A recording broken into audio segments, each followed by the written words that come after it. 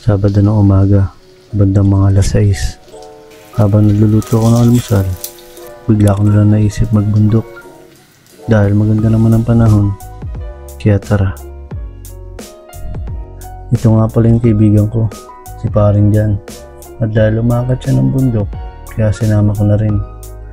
Habang nasa biyahe kami, naisip na muna namin bumili ng pagkain para pag nasa tuktok na kami, meron kaming pupudripin. Hindi ko rin alam kung anong rason kung bakit gusto kong magbundok. Siguro gusto ko lang makalanghap ng sariwang hangin, mag-relax at makakita ng magandang tanawin. Nung nakita ko, halos napatulala na lang ako sa sobrang ganda. Kaya tinuloy na namin ang pag-akyat papuntang tuktok.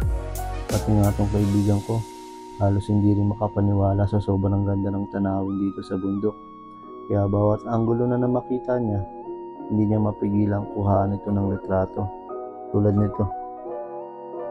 Siguro isa rin sa mga rason kung bakit gusto ko umakyat ng bundok ay para malaman ang kahalagahan ng kalikasan. Kaya nagpapasalamat talaga ako sa Panginoon at gumawa ka ng ganitong kagandang paraiso.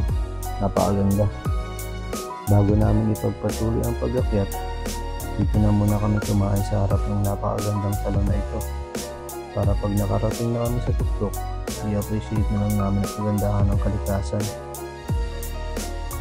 Isa talagang solid na karanasan ang pag-akyat ng bundok. Sobrang refreshing sa buhay.